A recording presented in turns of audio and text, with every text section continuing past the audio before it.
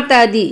आज विनायक चतुर्थी पर आइए सुनते हैं चौथ माता की यह कहानी। चौथ माता की कहानी चौथ व्रत के समय कही वह सुनी जाती है। इसके बाद गणेश जी की कहानी सुनी जाती है। एक नगर में एक बूढ़ी माँ रहती थी। वह अपने बेटे की सलामती के लिए 12 महीनों की चौथ का व्रत करती थी।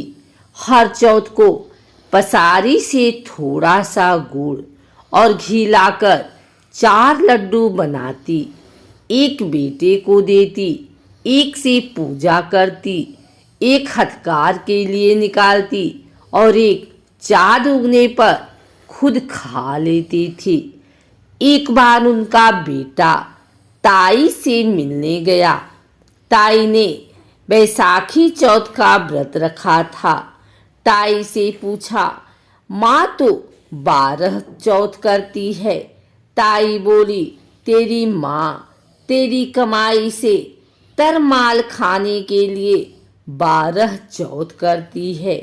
तू परदेश जाए तो वह एक भी चौथ नहीं करेगी। लड़के को लगा ताई सच कह रही है। घर आकर माँ से कहा, मैं परदेश जा रहा हूँ, यहाँ तू मेरी कमाई खाने पीने में ही उड़ा देती है। माँ ने समझाकर रोकना चाहा, पर बेटा नहीं माना। माँ ने उसे साथ ले जाने के लिए चौथ माता की आँखें दिए और कहा, मुसीबत में आए तो आँखें तेरी मदद करेंगी। वह आँखें लेकर चला गया। घूमते हुए एक नगर में पहुंचा। उसने देखा एक बूढ़ी माँ रोती जा रही थी और पुए बनाते जा रही थी। उसने कारण पूछा तो बूढ़ी माँ ने कहा, बेटा, इस नगर की पहाड़ी पर एक दैत्य रहता है। पहले वह नगर में आकर कई लोगों को खाने के लिए मार देता था। अब राजा हर घर से एक आदमी दैत्य के पास भेजता है और आज मेरे बेटे की बारी है, इसलिए रो रही हूँ और उसी के लिए पुए बना रही हूँ। वह बोला, तू पुए मुझे खिला दे, तेरे बेटे की जगह मैं चला जाता हूँ। बूढ़ी माँ ने खीर पुए उसे खिला दिए। खा पी कर वह सो गया।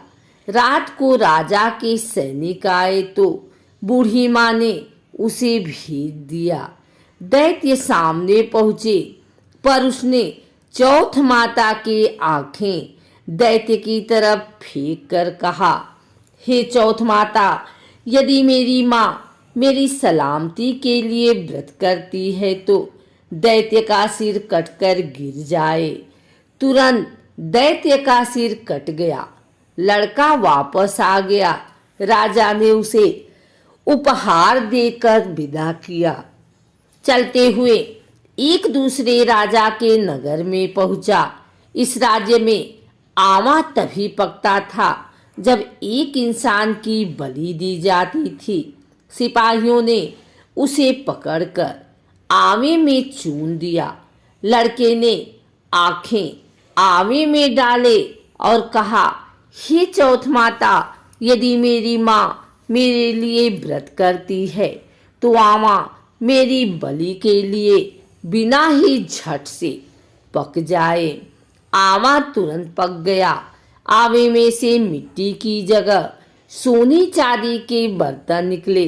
अंदर से लड़का बोला, बर्तन धीरे धीरे निकालना, मुझे लग न जाए। राजा ने उसे निकलवाया और पूछा, इस आवे से तुम बच कैसे गए? लड़के ने बताया कि उसकी माँ चौथ माता का व्रत करती है। व्रत के कारण ही वह बच पाया। राजा को विश्वास नहीं हुआ। उसने एक चांदी की सुराही मंगवाई और कहा कि सुराही की नली से निकल कर दिखाओ, तभी मुझे विश्वास होगा। लड़के ने चौथ माता को याद करके आंखें सुराही में डालें और कहा, मैं भौरा बनूं, सुराही से निकलूं। लड़का भौरा बनकर सुराही से निकल गया। राजा ने खुश होकर राजकुमारी की शादी उसके साथ करवाई और सभी लोगों को चौथ माता का व्रत करने को कहा। उसे माँ की याद आई। उसने राजा के पास जाकर खुद के नगर जाने की इच्छा जाहिर की। राजा ने रथ, घोड़ा, हाथी और खूब सारा दान दहेज देकर उन्हें विदा किया। चौथ के दिन अपने नगर पहुंचा। वह अकेला पसारी की यहाँ माँ का इंतजार करने लगा। सोचा, चौथ है तो माँ यहाँ जरूर आएगी। थोड़ी देर बाद लकड़ी टेकती हुई माँ आती दिखी। उसकी माँ की आंखों में जाले आने के कारण दिखना कम हो गया था।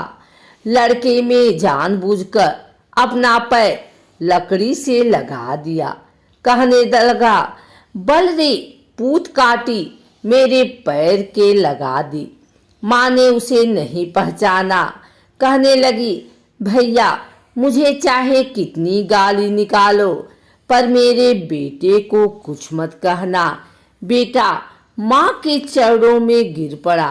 कहा, माँ मैं तेरा ही बेटा हूँ, मुझे माफ कर दो। माँ ने उसे गले लगा लिया। नगर के लोगों ने विश्वास नहीं किया कि वह उसी का बेटा है। बूढ़ी माँ ने चौथ माता को याद करके कहा, हे चौथ माता, यदि मैं अपने बेटे के लिए व्रत करती हूँ तो मेरे स्तन में दूध भर जाए और उसकी धार मेरे बेटे के मुंह में गिरे।